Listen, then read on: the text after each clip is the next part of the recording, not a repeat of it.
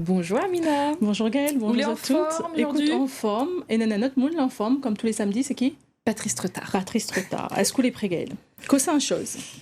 Quand il rentre, il est devant moi, et quand il sort, il est derrière moi.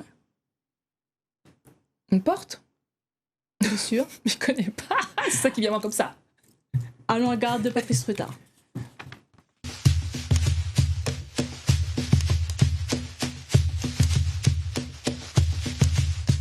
À dire à toutes, que c'est une chose. Quand il rentre, il passe devant moi. Quand il sort, il passe derrière moi. Devinaille, zone dans la taille. C'est pas l'ombrage. La porte. Ben c'est la porte. L'ombrage. La porte. Mon ombre. La porte. La porte. La porte? Quand on rentre les devant en haut et quand la porte. La réponse, Marmaille, la porte, la case. Quand il rentre, il est devant moi. Et quand il s'en va, il est derrière moi. Que c'est une chose, Marmaille. Moi, il y en a deux cocos les dire, invente les tangles et la tripe en coton. Bouge azote là. Un coco. La noix. De pain? On la donne ma langue au chat, hein, franchement. Coco fesse. Tété. C'est le pain. Le lait. Du pain. Ah, le pain, dans deux cocos. La réponse, Marmaille, est un peu difficile. De pain, il y en a deux cocos, les dire. Il y en a son ventre, les tangles. Et son triple est en coton. Il appelle ça la mie aussi. Quel coco? Coco de l'eau. Quel de l'eau? De l'eau la rivière. Un proverbe pour la route. Chaque oiseau, il trouve son nid les joli. L'amour. Maman trouve son enfant beau. Voilà, son enfant c'est toujours beau, quoi. Hein. Tout le monde y aime. Voilà, tout le monde y aime ce que l'Inana, quoi. Me veut dire ce que l'il est, quoi. Toute demeure est dans notre tête, alors ça veut dire que où on va, normalement c'est nous qui créons notre ambiance et on devrait être bien. Ça veut dire, Marmaille, un affaires où fait pas ou même, il est toujours plus joli. Ah, ça, c'est vrai. Mais envoyez mon fond de cœur. Et c'est un dédicace pour Édouard et toute bonne Marmaille la Réunion. Gézélo, 100 kilos, la vole toute mon haricot. Gézélo, 100 kilos, la tombe dans le millier de l'eau. Bon appétit.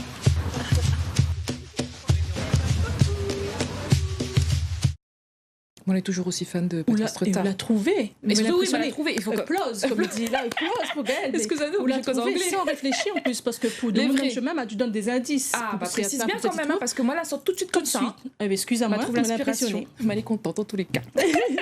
Bon, où ça va mettre la noix, Amina? Nous, ça va du côté de Sainte-Rose. Vous connaissez en ce moment, c'est quoi en ce moment? C'est la période où ils récoltent le miel de ruche. Donc on est parti en battre un peu les bonnes abeilles. Exactement. Et Pas Madame trop non plus. Petiaoul était bien énervée. Ma partie dans la famille Faustin, ben, elle est apiculteur de père en fils et c'est un métier, mais c'est avant tout un passion pour eux à nous garder.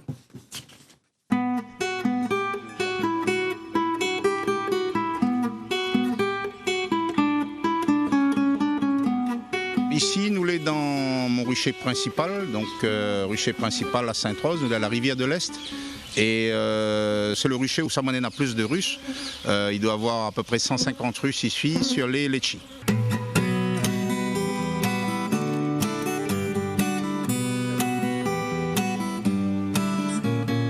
Là, nous sommes en train de récolter le miel de litchi puisque la floraison l'a fini. Donc automatiquement, là, nous démarrons la récolte. Enfin, nous démarrons, ça fait déjà une quinzaine de jours que moi, elle est derrière. Et en tout cas, ça s'annonce très bien.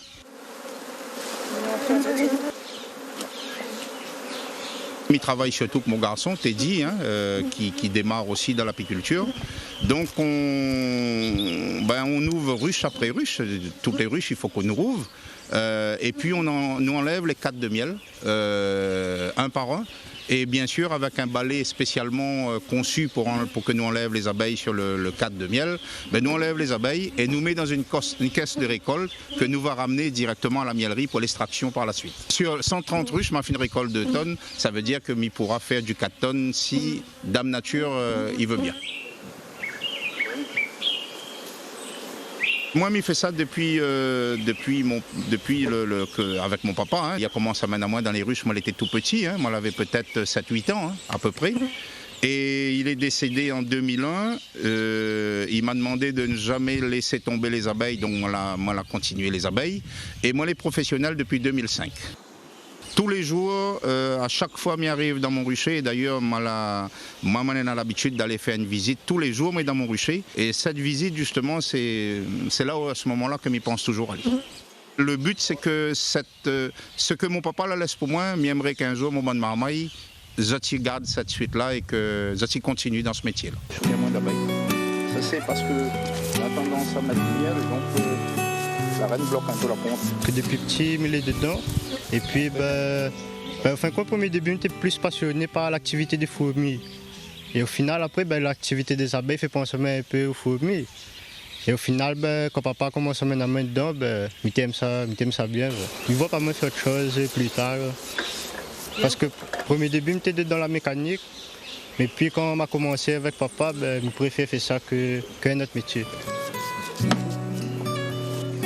Ce que j'aime là-dedans, moi, c'est surtout le côté naturel.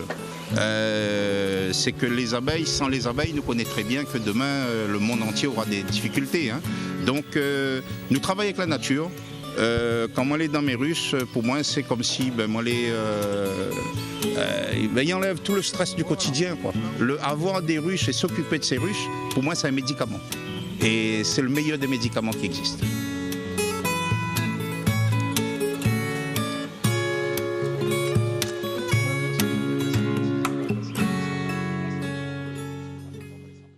Et voilà, miel litchi, comme la ramène pou, en prenant des risques, Gaël.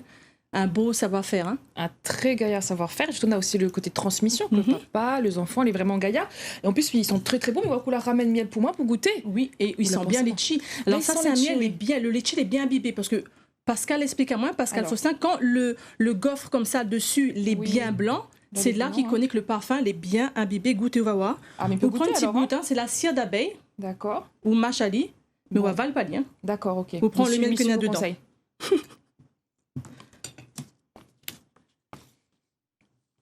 Ils sont bien le goût de litchi. Hein. Vous l'avez vu? Quand on mâche, on oublie même presque le goût du miel tellement que le litchi est fort. Parce qu'on n'est pas très fan de miel. Mais il aime bien miel, mais bon, il ne mange pas tant que ça. Et là, franchement, impressionné. Très bon. Des doux comme qu'il faut. Et ils sentent bien le bon goût de litchi.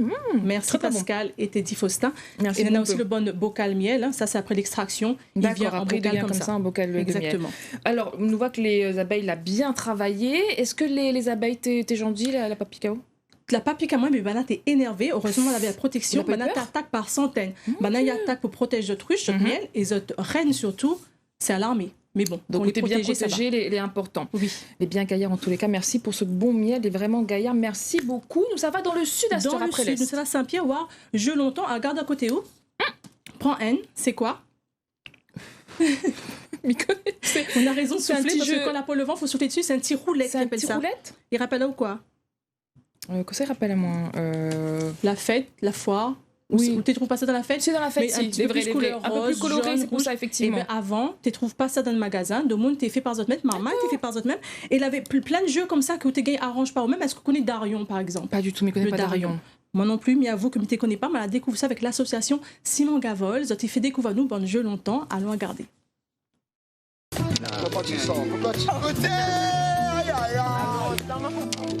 Darion, c'est comme un jeu, comme le connaît aujourd'hui, le jeu de cheval. Et à la place, le bon dé, nous prenons le grain tamarin. Et le but du jeu, c'est comme un jeu de cheval. Il faut absolument qu'on fasse le tour du Darion. Il faut absolument qu'on bouffe un pion de notre cavalier. Et quand on finit de bouffer un pion, on gagne 3 pions. Et c'est là les 3 premiers rentrés, l'a gagné.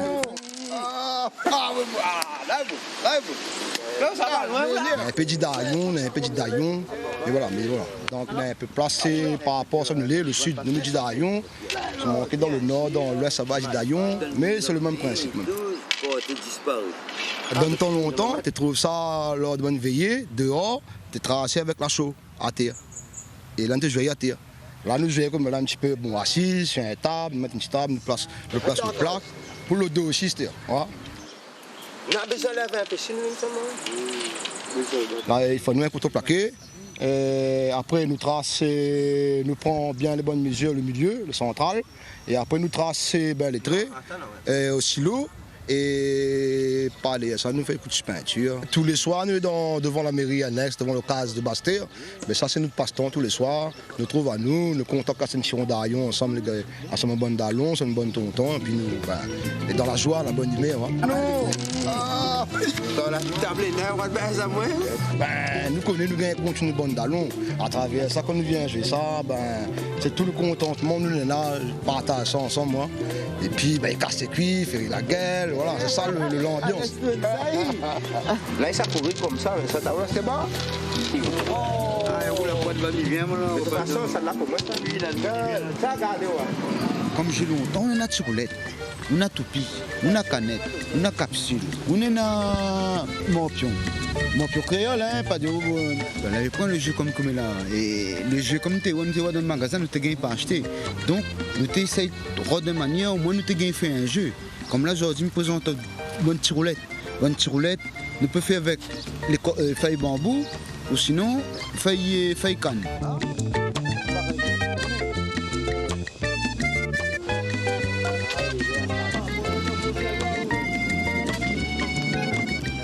On peut faire ça longtemps, midi bien. Ça c'est mon dada, mais j'adore faire ça. Ça va longtemps, journal, papier journal, zik coco. Et après, donne temps longtemps, on avait pris la colle, nous te prends de riz. Nous te prends de riz et nous te fait la colle avec.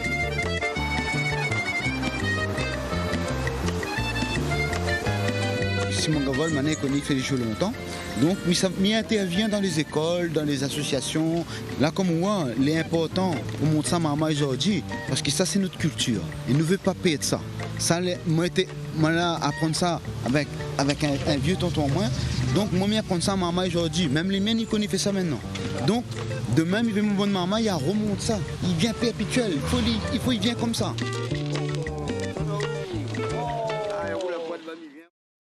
Il est bien gaillard. Le petit soufflette, le petit roulette. Le petit roulette, comment il roule bien dans le vent. Dans le vent, oui. Souvent face. Tournez que le doigt, alors souquez pas souffler. Mais il fonctionne vraiment, mais il faut qu'il y ait devant, c'est pour ça. Voilà, les gaillards, tu vois, et puis maman, pendant les vacances, il arrange ça. C'est ça, surtout, là, les vacances arrivent. Bon, allez, monte à notre cerf-volant, fait une petite démonstration. Mais par contre, mon cerf-volant a un problème, elle marche sur la queue, la coupe morceau, mais pas grave. Fais un petit quand même. Attention, pas sans vent quand même, attention. Prends les lents. Monte à nous ça. Il faut dans le vent, normalement. Ouh, et pas mal. Mais quand on a le vent, ils volent vraiment bien haut. Hein. Déjà là, ils volent déjà bien là sans vent déjà. Hein. Tout ça avec un peu de journal, t'es ça, bien gaillard. Oui, avec pas grand chose, on va qu'il faire du. Et voilà, marmaille pendant les vacances, à l'idée. Il tombe bien, il est bien gaillard. Oui, Amina Miles, c'est orange petit gaillard. Mon petit cerf-volant, oui, il m'a fait folle l'après-midi. Nous savons notre naturaliste, Astor. Oui, Raymond Lucas Zordi, il conçut Quinquina rouge.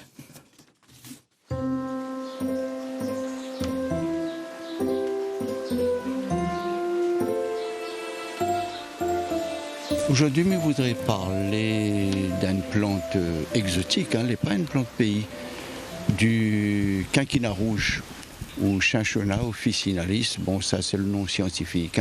Alors notre quinquina rouge l'a été introduite à La Réunion lorsque le paludisme il sévissait durement et que beaucoup de gens ici l'étaient attaqués par le paludisme. Le quinquina rouge, le Cinchona là, lui, il est surtout utilisé pour les maladies virales ou à la grippe. Dans l'épidémie de grippe, où il fait bouillir des feuilles, où il boit, eh bien, lui permet à notre organisme de lutter contre la grippe et de faire arrêter que de manière la grippe n'atteigne pas nous.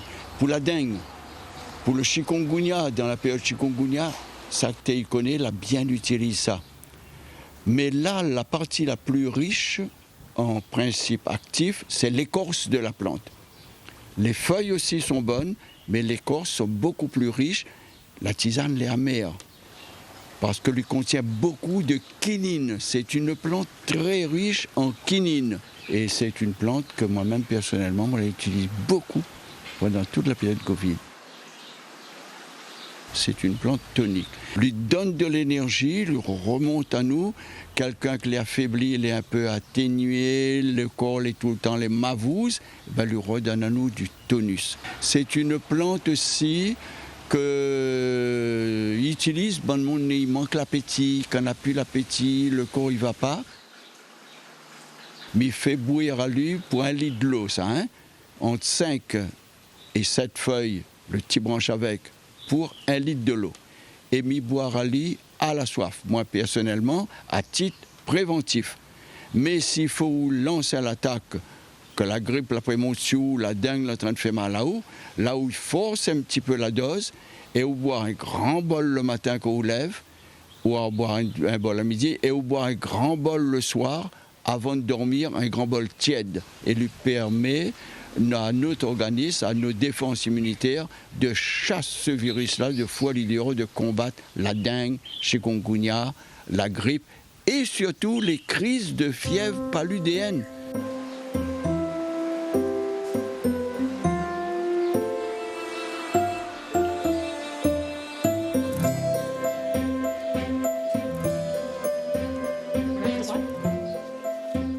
Plus fort.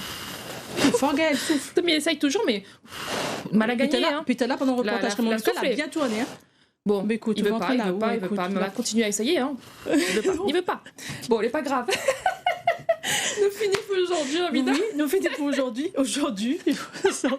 Nous passons bonjour à monsieur et madame Toutou. Vous connaissez la boutique Sainte-Anne? Oui. Géraldine Blandin partie faire reportage. Elle a pas partie jouer Sainte-Anne par hasard, non? Non, mais il dira pas. De toute façon, c'est moi qui a gagné les 200 en tout plus de cas, 200 000 euros. Géraldine Blandin, il était fan de l'émission de Réunion Première. Donc, les gars, trop gentil. Nous passons bonjour donc à monsieur et madame Toutou de la boutique de Sainte-Anne. Merci, Amina. On se retrouve samedi prochain. Avec plaisir. Avec grand plaisir. Voilà.